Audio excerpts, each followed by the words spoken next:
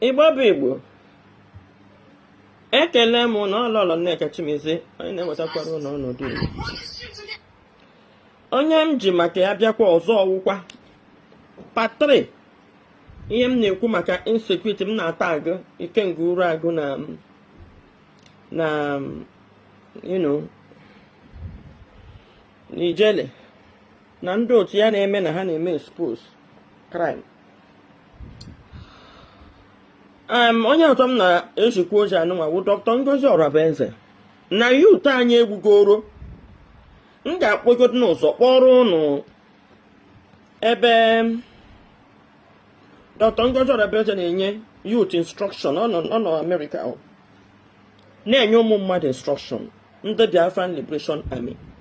Now these people, ihe a Ngozi na-eme, federal government na-anụ, state government na ndị police na ndị army na-anụ, na ebe ọ na-akpọ ndị army nke ha wụ Biafra Liberation Army, mana ndị a mee ihe ha akpọwa ESN. That shows ọtụtụ ihe na-aga under the water is leaking from somewhere. Ilekwa anya ugbu a na ịhụ na ndị kpụrụ onwe ha ndị otu Maazị Nnamdi Kanu ugbu a na-agbafere sọpọtụ wakwazi Ngozi Orabueze na Simon Ekpa. Now ka m plere unu, that is why m ji wee gaa Sokoto gwa Maazị Nnamdi Kanu chịkọọ ihe ọnụ bifo unu egbuchi anyị achọghị another insecurity n'ala Igbo. Ndị na-agịshi ọdụ mmiri na-agịshi, ụfọdụ na-achọkwanụ m bịa mee apologize. Gbanụ chere ma ana m akwado, ana m apụta ọzọ ọkwa apology. Gbanụ chere ma ana m apụta ọzọ. Ihe mmawa ihe nke mere eme anyị na mberede ọ ga-eme ọzọ.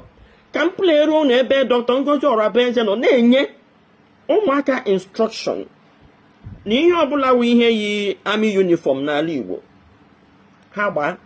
Marakwa na amara na ndị ụmụ anyị nọ n'amị, ụmụ anyị nọ na police. Nya ụdị instruction ọ dịghị ka onye kedu ihe gbasara ndị amị nọ na be anyị na ndị police with nnwere onwe. Maazị Nnamdi Kanu gwa na a ga-enweta ya through democratic means, na ọwụdụ through force, ọwụdụ through igbe egbe. Chere ụmụ mmadụ wujuchie n'ọhịa, kpọchiri ndị ochi maja asụkwa wujuchie n'ime ọhịa, na-enye ha instruction ụmụaka apụta ha agbagbuo ndị amị. Now na-agwa ụnụ na Ngozi Orabueze ga-enwerịrị link to the federal, because ihe niile ha na-eme idodo m anya. Ọcha ga-esi eme osi hite ọkwa ọha agha ndị amị na-agaghị eburu mmụta nke ha wụọ ọhịa chụchịcha ụmụaka. Ọka igwe ọha agha ihe a na-agwa ya wụrụkwa local government, just villages. Ebe ha agba nkịtị ụmụaka apụtazi ebe agbagbuo ha. Ha nọ n'ekezi village gbawa ya ọkụ. Uche ụnụ dịkwa n'ihe a na-eme n'ụwa. Ka anyị nite na ndị kwem every village. Another one na just strengthen your security. Village ọbụla n'ala Igbo, strengthen your security. Enwere plan and Awolowo kwuru ya ọsị na gọwanụ kwuo ọsọ ọgwụ na enwere ndị Igbo ya ga-azụta. Ya jidere alụ war. Anyị ga-akpacha anya n'ọhụrụ this war. Anyị ga-enye ndị polisi aka alụ ya, mana anyị jikọ aka ọnụ lite were otu obi. Ndị a ga-asọsid. Anyị ga-ejizi aka ịhọpụta ndị ọjọọ n'ime anyị, chụfuchie ha. Ka unu gee ntị ebe Ngozi Orabueze na-enye ụmụaka instruction, then mkpọziere unu ebe enwudere these boys ha confess ya, then definitely ụmụaka a ga-egbuchi ha egbuchi. Ngwa gee na ntị. I want all the 40 states of Biafra to be resolute. More than ever at this time, the Biafra Liberation Army and Biafra Defense Forces. Now is the time to be more resolute. Our PM has given instruction. Any Nigerian military, Nigerian police, Nigerian Air Force, anything wearing Nigerian uniform inside Biafra land, they are the reintegrated terrorists that Nigeria want to use to kill and stop Biafra. So the Biafra Defense Forces, this is the time to increase the forward our final result. Ihe awọ instruction Dr. Ngozi Orabueze na-enye ụmụaka. Ndị anya ndị anwụkwa ya ọgụ, ndị amị n'ọrụ onwe ha, even though na been canvassing kemgbe 2023, they should leave our road. Enweghị ha na-emere anyị. Enweghị ha na-emere anyị. The insecurity, lee ihe instruction nwaanyị a na-enye ndị amị am not. Enwere mgbe ha pụtara sị na ha mere gentle Yahoo arrest, nọkatakwa ịhụkwa gentle Yahoo.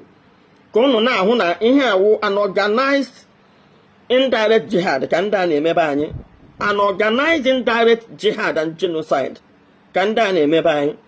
ụmụaka na ha na-eme arrest eziokwu na ha awụ ndị oshi mana ha menụ ha otu ha chiri menụ ụmụaka ndị ọzọ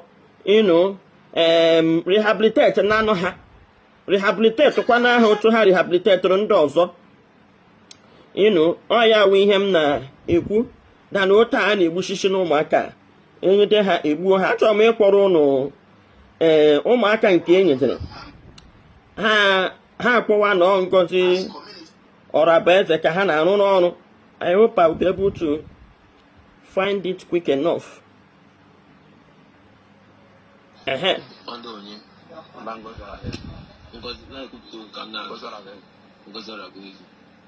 January 30th, all the heat happened na Asaba. One day police, don't you kuru heat?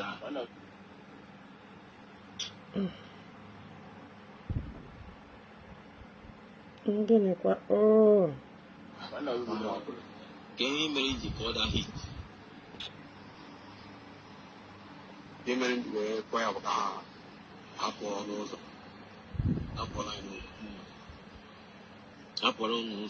Uno me again in Pano.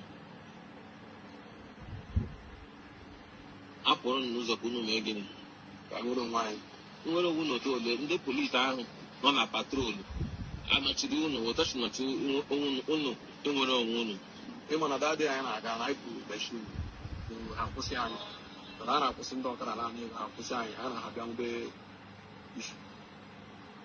Ngozi Orabueze. I am what I see even the police go.